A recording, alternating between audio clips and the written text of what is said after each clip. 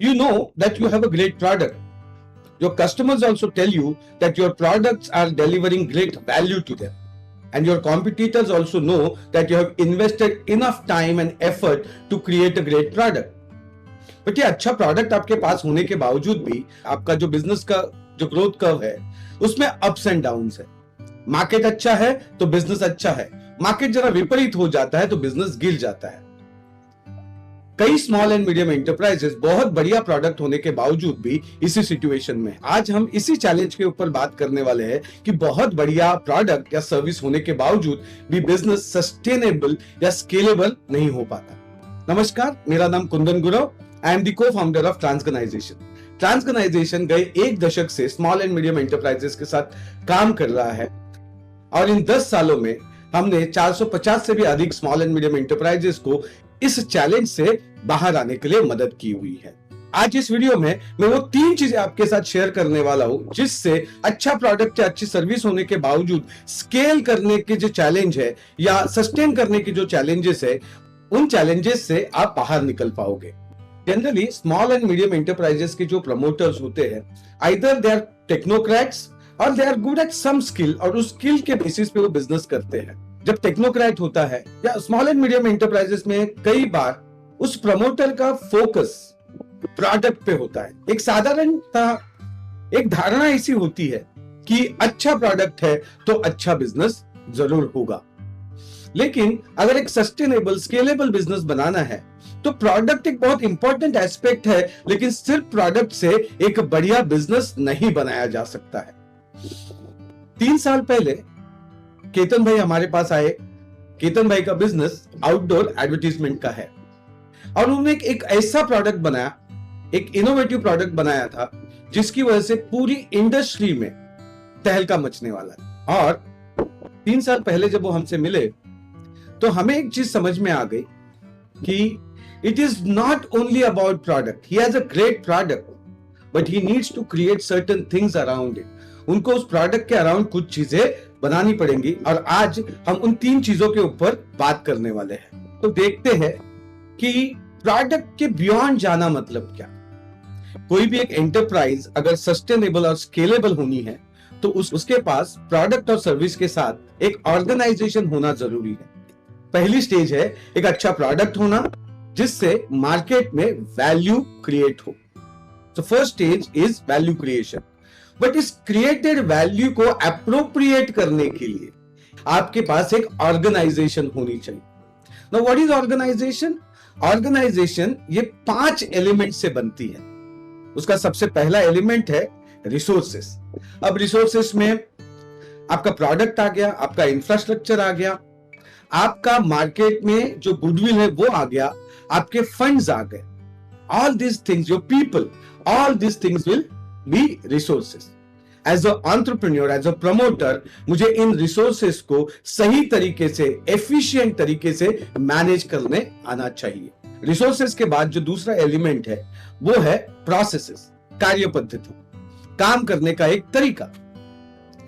कई बार हम जब स्मॉल एंड मीडियम एंटरप्राइजेस में जाते हैं और जो प्रोसेसेस की बात करते हैं, वो तो प्रोसेसेस तो हमारे पास है ना, हमने दिखाइए। तो कई बार वो लिखित स्वरूप में नहीं होती है, होती है उनके दिमाग में। अब दिमाग में होने की वजह से हर व्यक्ति के दिमाग में प्रोसेस है, तो वो जब जाता है तो एक अपने तरीके से काम करता है। किसी काम करने के अगर 10 स्टेप्स है तो उसमें से 6 स्टेप्स कॉमन होती है, लेकिन 4 स्टेप्स वो अपने तरीके से करते हैं और उसकी वजह से स्टैंडर्ड रिजल्ट नहीं क्रिएट हो पाते। सो सेकंड एलिमेंट है कि एक स्टैंडर्ड ऑपरेटिंग प्रोसेस होनी चाहिए। हर एक काम जो आप ऑर्गेनाइजेशन में करते हो वो प्रोडक्ट के साथ साथ आपकी ऑर्गेनाइजेशन की वैल्यू मार्केट में डिलीवर करते हैं, और इसीलिए इस वैल्यू को अगर आपको स्टैंडर्डाइज करना है तो एक ऑर्गेनाइजेशन क्रिएट करना जरूरी है, जिसका पहला एलिमेंट है रिसोर्सेस, दूसरा एलिमेंट है प्रोसेसेस, तीसरा एलिमेंट है speed of resources and processes. आपके रिसोर्सेस और आपके प्रोसेसेस कितने अच्छे तरीके से अलाइंड है और वो किस स्पीड पे ऑपरेट कर रहे हैं, इस पे डिपेंड करेगा कि आपका बिजनेस या आपका बिजनेस का मॉडल क्या होगा। क्या आप मारुति होंगे या आप मर्सिडीज होंगे? आप वॉल्यूम बिजनेस करोगे या प्राइस कमांडिंग बिजनेस करोगे, ये डिपेंड करेगा स्पीड ऑफ रिसोर्सेस और प्रोसेसेस पे। चौथा एलिमेंट है पॉलिसीज, आपके नॉन नेगोशिएबल्स। कई बार हम एंटरप्रेन्योर्स को देखते हैं कि बढ़िया बिजनेस कर रहे हैं बट अंदर से खुश नहीं है।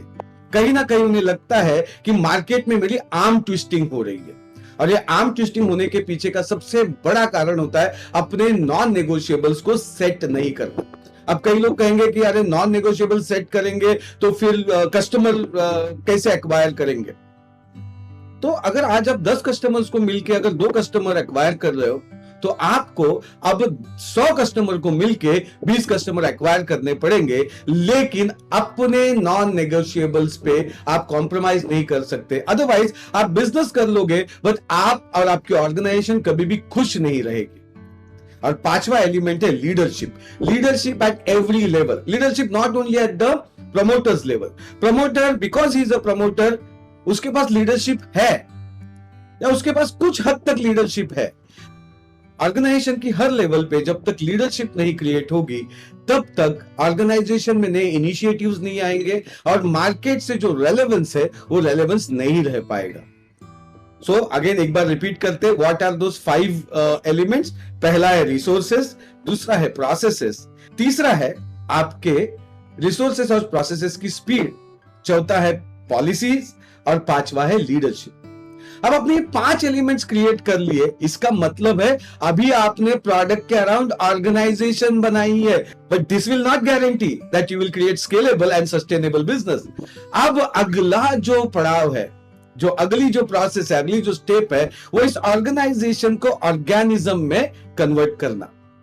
ऑर्गेनिज्म का मतलब है एक जीव जिसके पास अपना body, mind, heart and spirit है। और जब तक आपकी ऑर्गेनाइजेशन एक ऑर्गेनिज्म में कन्वर्ट नहीं होती है तब तक उसकी डिपेंडेंसी कुछ व्यक्ति विशेष के ऊपर रहेगी। और जब आप एक ऑर्गेनाइजेशन को ऑर्गेनिज्म में कन्वर्ट करते हो तो उस ऑर्गेनाइजेशन के अंदर एक ऐसी क्षमता निर्माण होती है जिससे वो मार्केट में होने वाले बदलावों के साथ अपने आप को अलाइन करती है, रेलेवेंट रखती है। और एक स्केलेबल और सस्टेनेबल बिजनेस अगर बनाना है तो आपको हमेशा मार्केट के साथ रेलेवेंस बनाए रखना पड़ेगा। आई एम श्योर मैंने अब तक जो बात की है उससे आपको कुछ वैल्यू मिली होगी।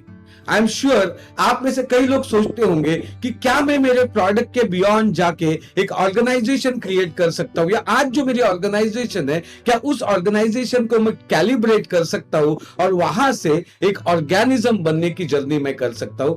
यस, अगर आपके दिमाग में ये क्वेश्चन है कि is it possible for you, yes it is possible for you, because गए 10 सालों में हमने 450 से भी अधिक कंपनियों को ये करने में मदद की है। इसके बारे में और जानकारी देने के लिए मैं एक डिटेल्ड बूट कैंप कर रहा हूं, और अगर आपको एक स्केलेबल और सस्टेनेबल बिजनेस बनाना है तो नीचे दी हुई लिंक में क्लिक कीजिए और जरूर जरूर जरूर इस बूट कैंप के लिए रजिस्टर कीजिए। सी यू एट बूट कैंप।